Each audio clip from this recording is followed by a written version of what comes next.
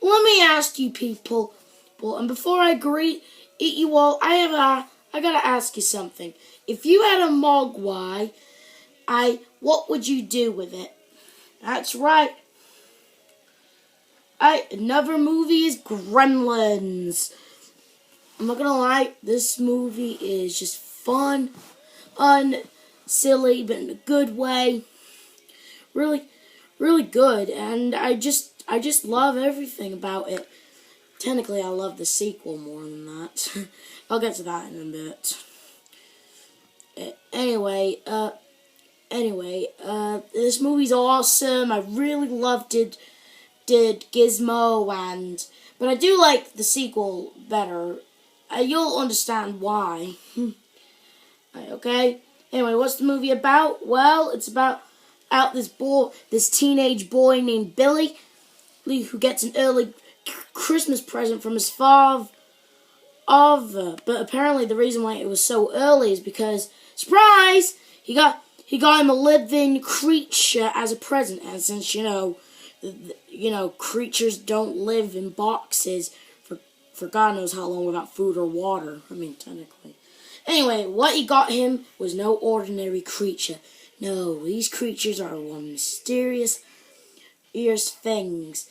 And no one knows where they came from. Why are they alive? And why does it look like Gizmo's the only one of his kind?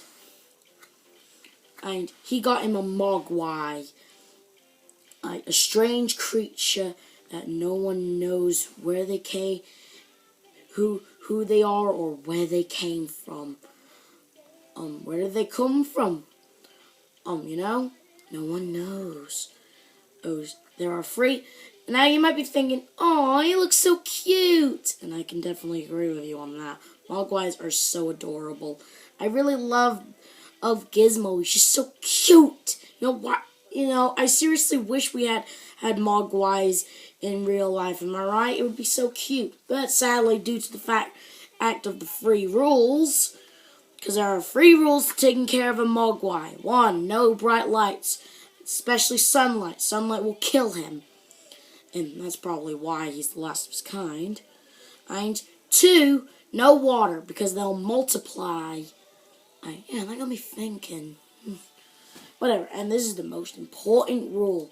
No matter how much he cries, no matter how much he begs, no matter how many times he says he hates you, never, ever, ever, under no circumstances, even if you trust us, the Mogwai's cute little face, never feed them after midnight. Kind of got me wondering, actually. If you're not supposed to feed them after midnight, does that also include noon as well?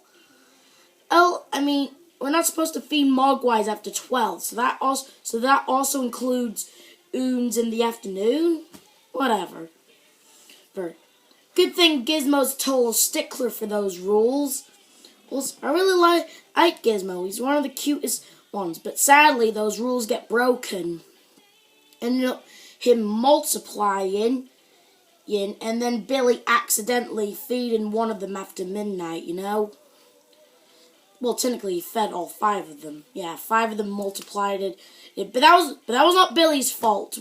We see the Mogwais, they destroyed his alarm clock, making him think it was before midnight, so we can give them an opportunity to feed them.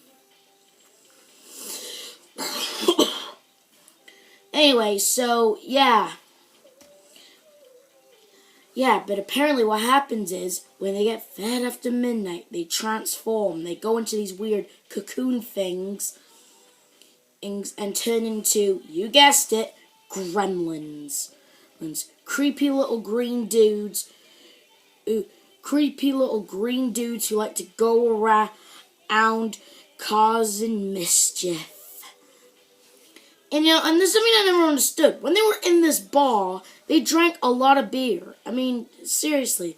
They're not supposed to be touched by liquid substance, but apparently ingesting a lot of alcohol and going through the snow, doesn't do anything. I never understood why. I never understood that, actually. Is beer like the only source of liquid they can touch and drink without multiplying? Well, you might be thinking, well, maybe they're not supposed to be get wet. I mean, yes, they're not supposed to get wet, but the rule didn't say anything about them ingesting liquid, so I guess that could work. But still, even if liquor was the only source that they can drink without multiplying, or it only has to go in their mouths, not outside their mouths, it still wouldn't explain when they were walking through snow. Oh, it never gets brought up again, that does. As you know. So it was up to Billy and Gizmo to stop all the gremlins from causing mayhem and mischief. And you want to know why I think number 2 is better than number 1? Because what happens in it, since Billy accidentally broke all of the rules, the Chinese man who gave the Mogwai to his father has to bring him back because he broke all the rules. Yeah, and I really hated that. It was such a sad ending that was. I'm so glad they got a sequel to fix that, because, spoiler alert, in Gremlins 2, the new breed, is that what it's called? Whatever, let's just call it Gremlins 2. Billy gets to keep Gizmo in the end.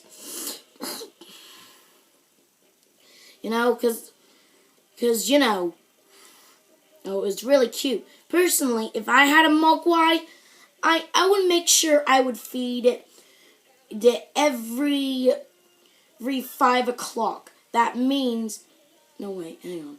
I would feed it every 9 o'clock morning and afternoon. That basically means they get 2 meals a day. No midnight snacks, and